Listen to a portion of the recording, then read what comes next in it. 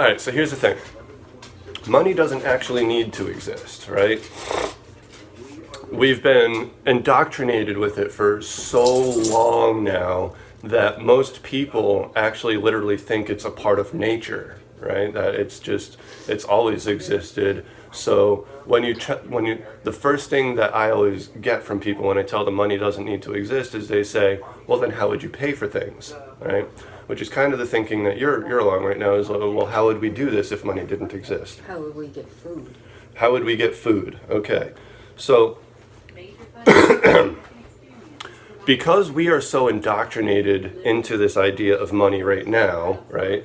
If we suddenly just made a decision tomorrow that, oh, money's not going to exist anymore, right? And this is how we're going to do things, right?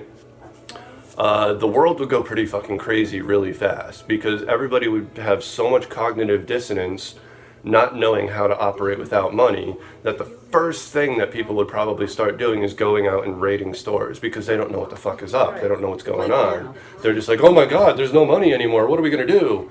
You know, so everybody's going to go and it's going to be complete total mayhem and chaos, right? Which is why it's never been done before, right? If you're going to switch to a system without money on a massive scale, on a global society or even a national society, you have to implement it slowly. You have to do it in a certain way, right? And so this is what I say we do, right? We take our central, like if we're not creating my alternative society idea, right? If we're just talking about society itself as it currently exists, making this transition, this is what they would have to do. Take the central banking system that currently exists, right? Which already states that everyone has the right to create money, right? And this is literally in their bylaws. You have the right to create money. When you go and get a loan or a credit card or whatever, a mortgage, a business loan, whatever the case may be, okay, you have to sign a promissory note. The promissory note is what actually has the value. The cash that you receive has no actual value, right? That promissory note that you sign is what actually has the value, right? When you sign that promissory note, it's like giving the bank a fake gold bar, right? It says this piece of paper has this much value. And so that bank takes that piece of paper and then creates, using your name and signature, the money for the value on that piece of paper, right? Say it's $200,000 for a mortgage or something, right? Once that money is created, it then becomes a debt that you now have to pay back. Now, that wouldn't be such a bad thing, right, having to pay it back, but now they ask you to not only just pay it back, but pay it back with interest. And what that does is it throws the whole system out of balance because the interest for the loan is never created, right? Only the principal is created. So the only way that you can pay back the interest on that loan is by indirectly stealing the principal of other people's loans to pay back your interest, which means now they can't even pay back the principal on their loans, right? Somebody has to lose in order for somebody to win. What's that got to do with how am I going to get food? I'm getting there, all right? So this is how the system currently works, right? So now all we have to do is make a tiny little tweak to how this system works, okay? We keep the premise the same. Everyone is allowed to create money.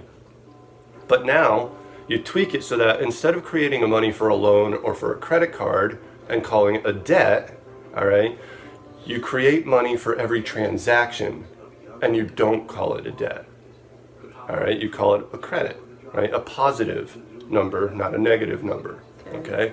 So now, as long as you work a job, any kind of job for any amount of hours, doesn't matter. And here's the beautiful thing about it. If money doesn't exist, people don't need to earn a certain amount of money in order to survive, right? So nobody has to go without a job, which means nobody has to work a full 8-hour day because there's enough people where everybody can work 3-4 days a week, 2-3-4 hours a day, and that's it because there's enough people, right? So we don't need everybody to work so long. Okay, in this, now I'm getting it. So what does happen to money if we're going on this system? Right. People so who now do have money, what happens to So them? now you work a job for, a couple hours a day, a couple days a week, right? And as a result of that, the business that you work for, We right, build up the credit. gives you a card, right? Because you work for the business, that business gives you a card that gives you the ability, right? You can go to any store, you swipe that card. When you swipe it, instead of money being transferred from your bank account to the business account, money is created by the central bank and deposited into that account, right? That way, we're still under the premise and idea that money is still being used, so everybody's not so confused, right? We're still like, okay, things haven't really changed that radically. We're still paying for things. They're still getting their money. It's just for whatever reason, I don't actually lose anything in this exchange. And that's kind of cool. So we're all gaining something and nobody's losing anything. That's kind of cool. I can go with that, right? But now what happens, right? Now everybody's going around constantly, creating money for all these transactions, and all this money is just piling up. Nobody ever spends the money that's piling up. It just keeps piling up. All these digital numbers just keep piling up inside the banks. Like, this money exists in all these different business bank accounts, but the businesses have no need to spend the money because everybody's just creating money every time they need a transaction. So now the people themselves, the entire mass of people themselves, have to start questioning, wait, what's the point? What's the point in creating money? What's the point in spending money? If all we have to do is prove that we have a job by swiping a card, just get rid of the money. All we got to do is swipe a card. We don't need the money. Right. We just need the card to prove that we work. That's it. So now you can actually just get rid of the money, and the central bank is no longer a bank. It's just a repository of cards. It's just they print cards for people as they change jobs or get new employment, and that's all they do. They just print these cards out that say, yep, this person is indeed working for this company. So since they serve society, they have the right and entitlement to have society serve them in return. All right, there's some really rich, spoiled people out there that want diamonds and trips. Yeah, and everybody has their own idea of luxury. Some people really want that huge mansion and the diamonds and the fur coats and the Lamborghini. Some people are really into that stuff. Believe it or not too many people are really into that stuff, right? A lot of people, believe it or not, just want a fucking log cabin out in the woods. Yeah. And most people just want a nice and like their idea of luxury is just small and comfortable. That's a lot of people's idea of luxury. Right. So, I mean, for example, if money didn't exist, I'd be perfectly happy in this house with us. Right. I would want something bigger for us because the family is going to keep growing, and I do want, my idea of luxury is to be able to live in a multi-family or multi-generational family estate so that we can take care of each other. That's my idea of luxury. So I'm one of the people that it doesn't necessarily have to be a gigantic mansion, Right. But large enough to support our family for 3-4 generations of time. And as the years go on, the generations get larger and larger and larger. There's more brothers and sisters having more kids, So eventually, either you have to expand that house or everybody has to go and get their different family estate, or whatever the case may be. But that's my idea of luxury. Yeah. For a lot of people, they just want small, comfortable house, right? And nobody wants to hoard food, believe it or not. Because everybody knows food goes bad eventually. Right. So if you implement a system like this, right, where you transition from money being a debt to money being a credit to money not existing, okay, if you create that kind of transition, then the masses of people won't go into this mass hysteria of, oh my God, what's happening? They'll just go through this transition and start to question, wait, why the fuck do we even do this anymore? We don't need that formality. We just have to go to work a couple hours a week, swipe a card when we need something. That's all we need. We don't need to actually create money.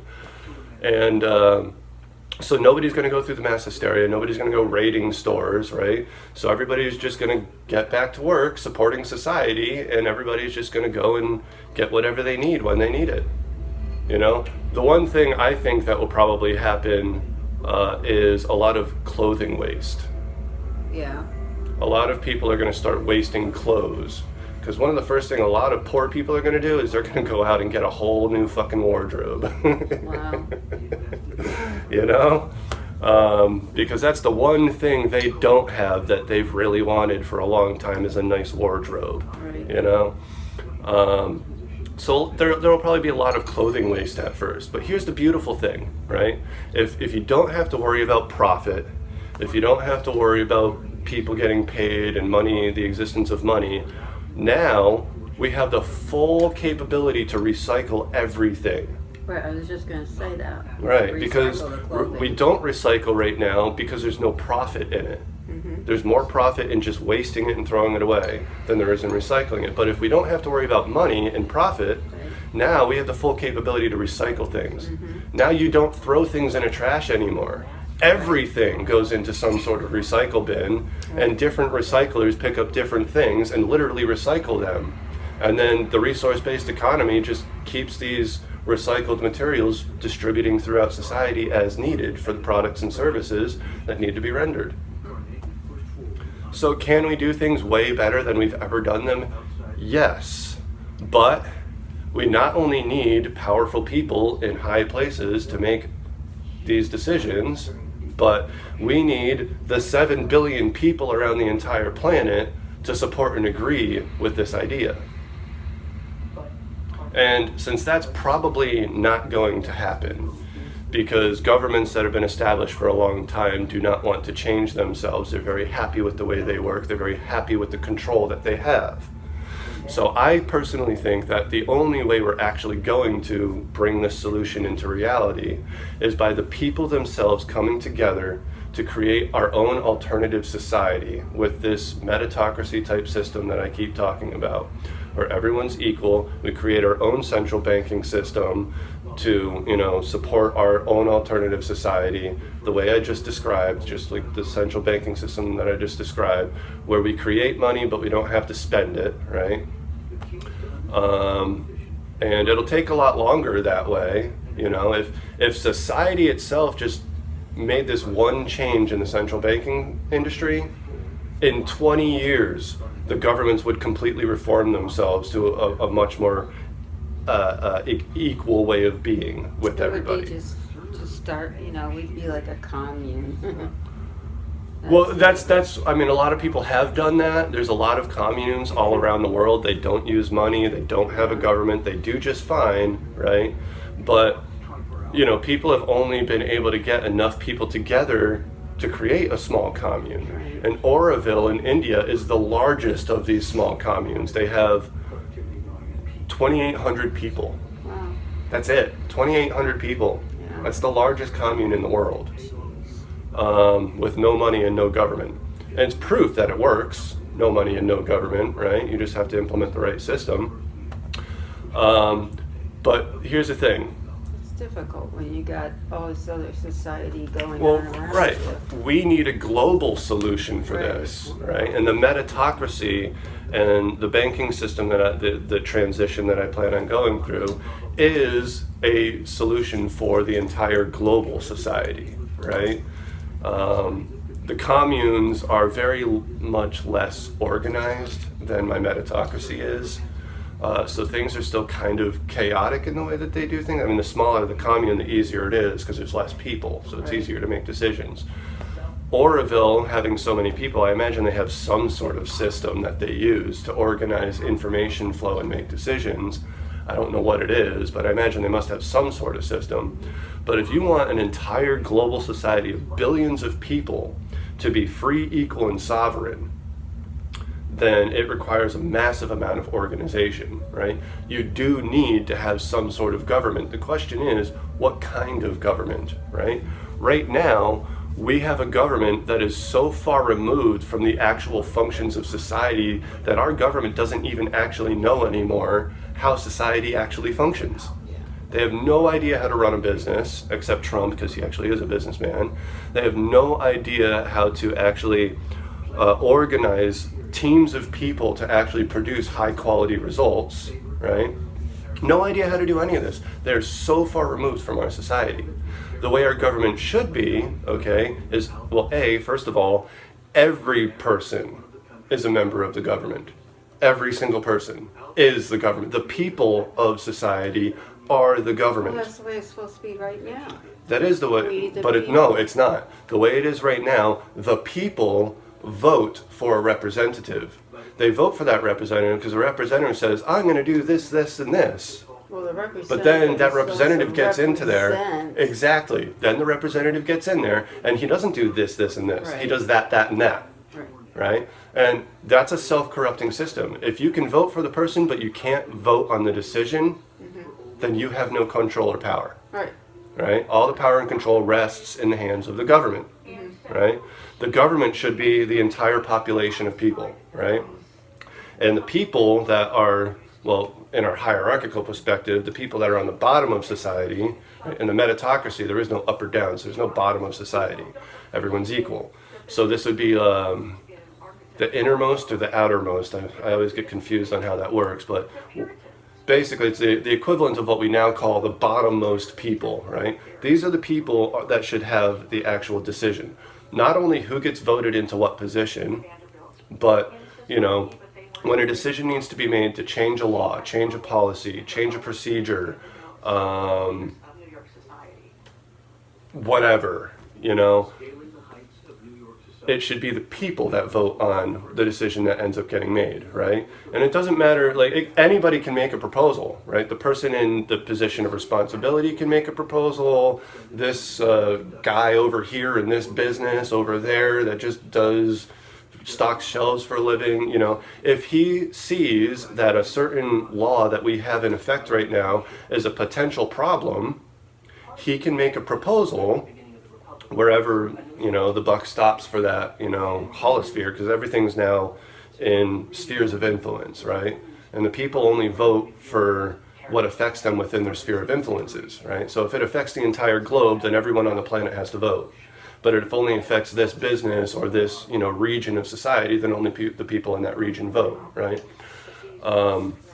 But basically, anybody can make a proposal to change this law, this policy, this procedure, whatever the case may be, and they send that to the person in, you know, the position of responsibility, who then has to take that proposal, and he's not allowed to just say, you know what, that's stupid, I'm not going to do that.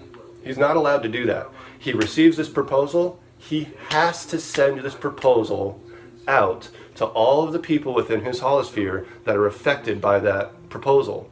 And those people now have to take a vote on whether or not we make this change. And if there's an overwhelming majority vote, the change happens. Right.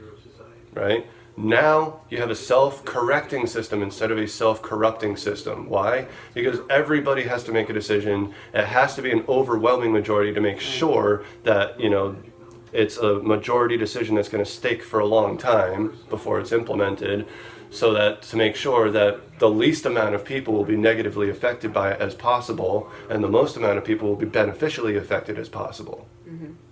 And this is not what we do right now.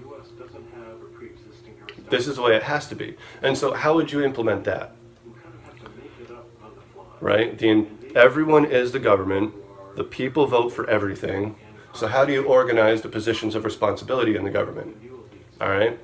Well, what is the functioning body of society?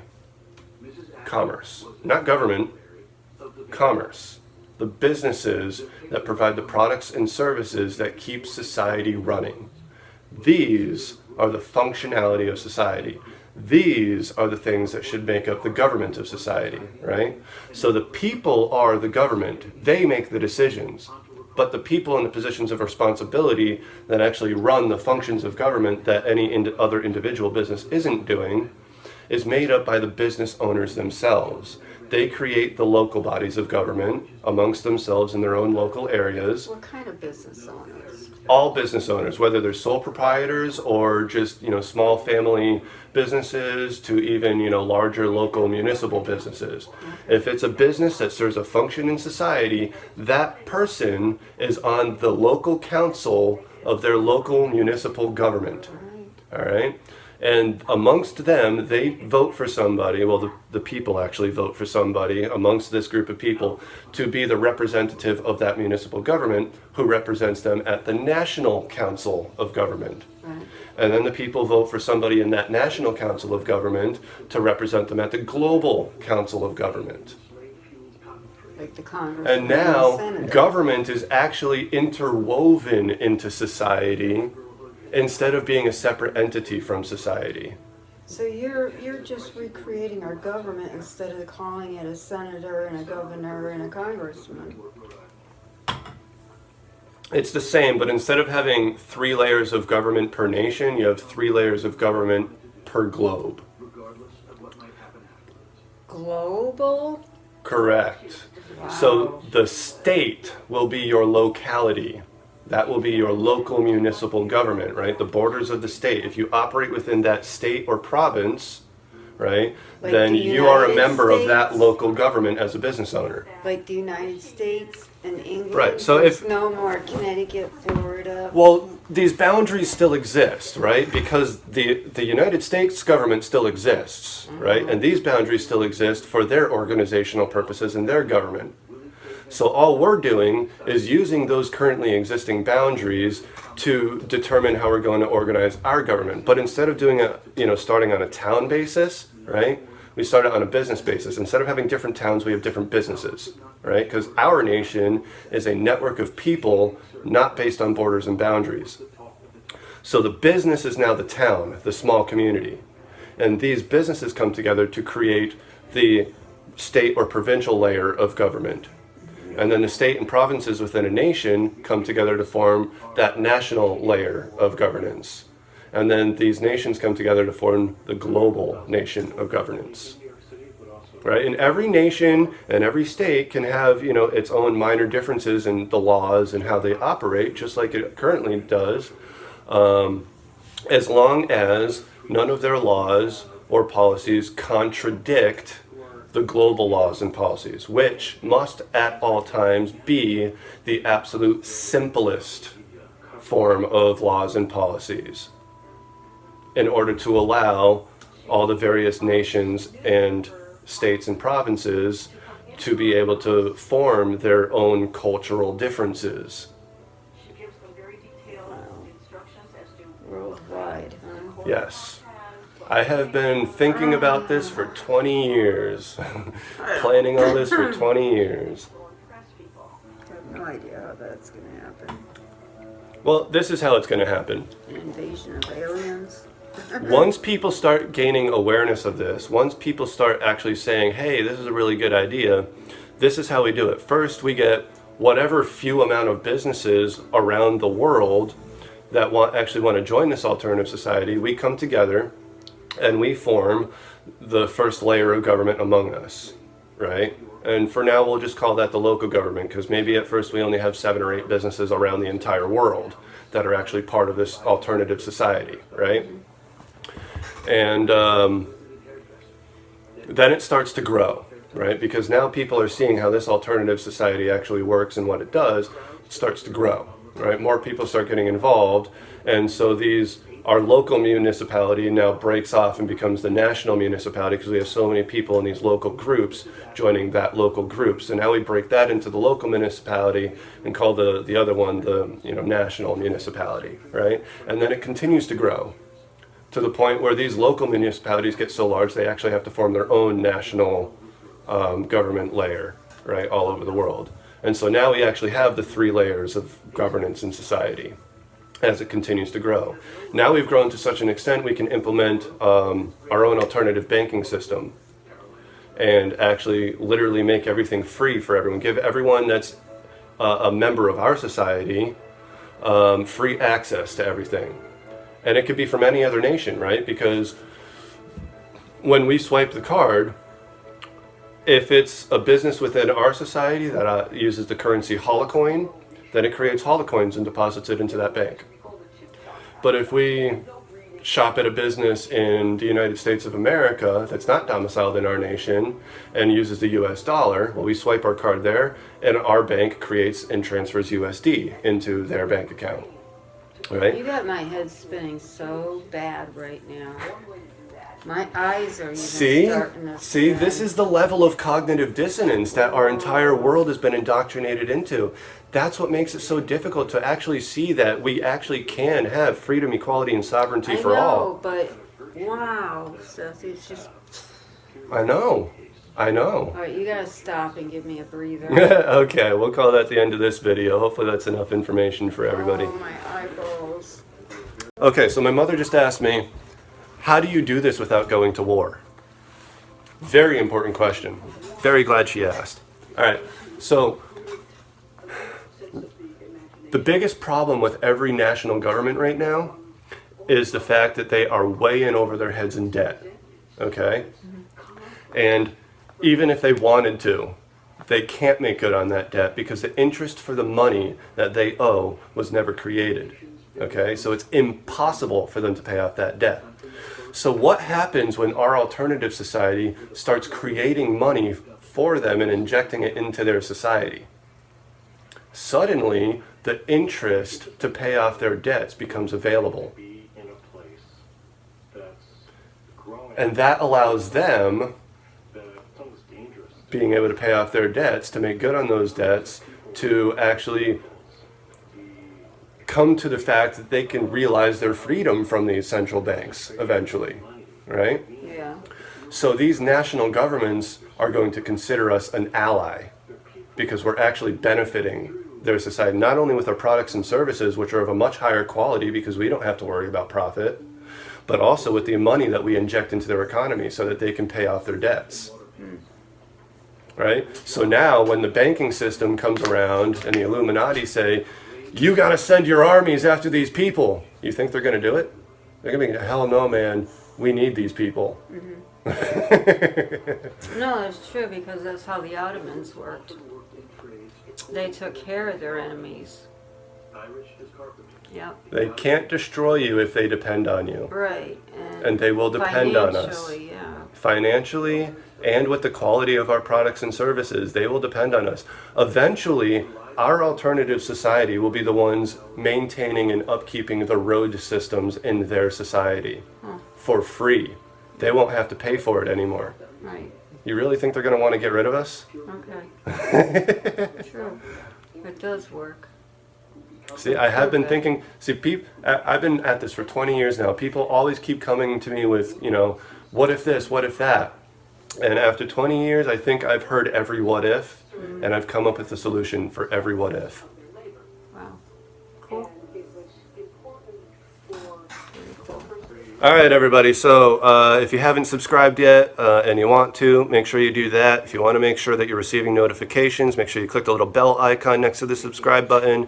And naturally, if you want to make sure that this video reaches as many people as possible, make sure you click that little thumbs up icon because that's how the YouTube algorithms work. The more people press that thumbs up icon, the more people will be able to see this video. Thank you very much. Have a good day.